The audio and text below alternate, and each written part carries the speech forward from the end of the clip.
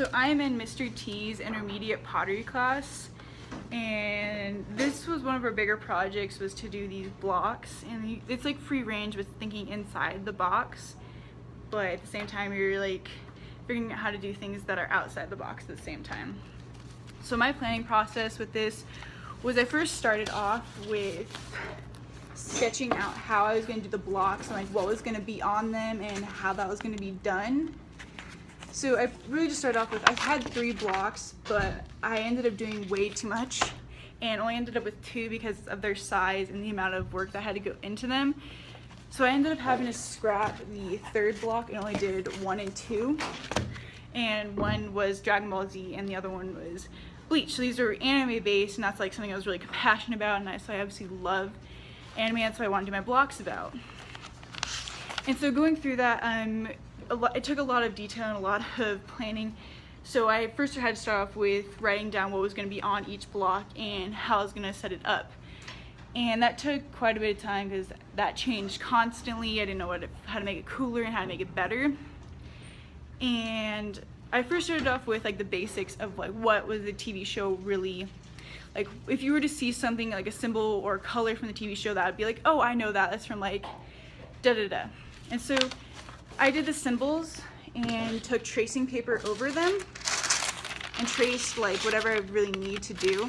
And then I would take the tracing paper onto the block and trace it with like a fine like point tip.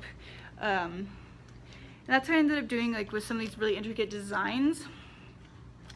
But then I kept scrapping those ideas and continuing and so I finally had to like build a block, and that was just like the basic block size. So I had to do measurements for each side of the blocks to make them pretty similar in size.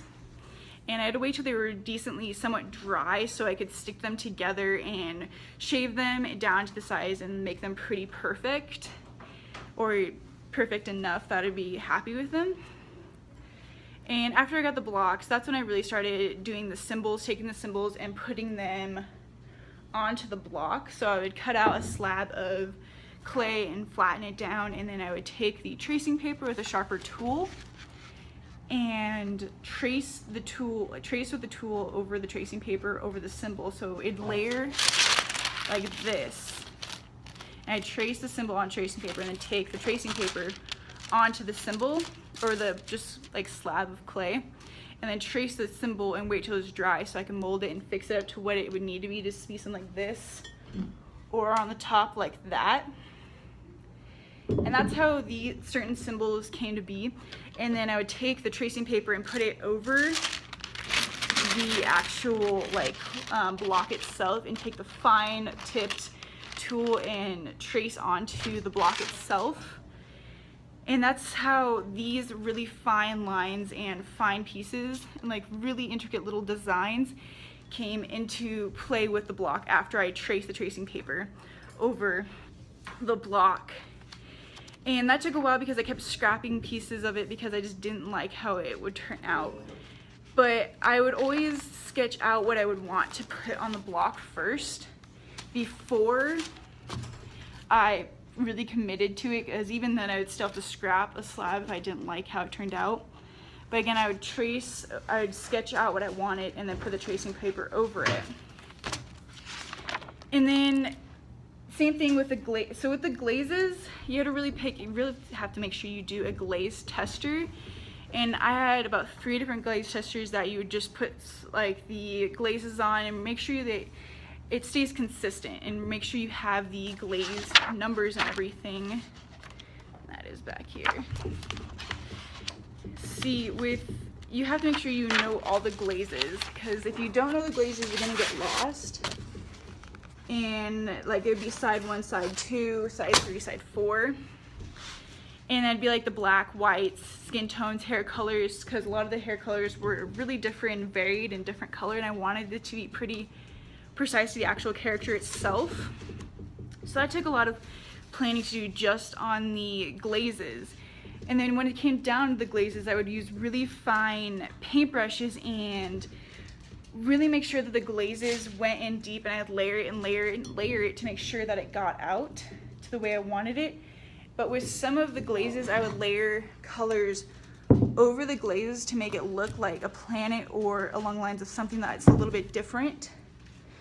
Like here I layer the glazes to give it a little bit different color, which is really hard to achieve sometimes, but it worked out. You have to really make sure you do glaze testings for that so you know exactly what you're doing. Like here I did layering, and you really just try to get the colors that would make the anime character pop or really consist and make it so it's aesthetically nice, and that was the hardest part. So you really need to go into planning with what each character is going to look like, how each character is going to go about, and planning is like the biggest part, because I did about a month and a half of just planning before I even started doing the blocks themselves and actually sketching everything out. And to make it easier in my life, I just printed off the symbols and a lot of the faces. Or like this guy, I printed him off because I was not about to do all the little different teeth, and the symbols are really hard to make it so it's perfectly all aligned. So I just printed it off and traced it and called it good, and put it on top and just traced it with the pencil, with the fine tipped tool, and that's pretty much how it went along, and then glazed it and fired it, and yeah, that's how it all went. Turned out pretty good, except it did crack a little bit, but you can always epoxy that, which it's not the end of the world if you have to epoxy it, because things are gonna crack. Like this guy definitely did crack, but you can always epoxy it to make sure it sticks. And when it comes to symbols, don't glaze underneath where you're gonna put the symbol, because it makes it easier to glue on the symbol or glue on the certain things when it comes to that kind of stuff.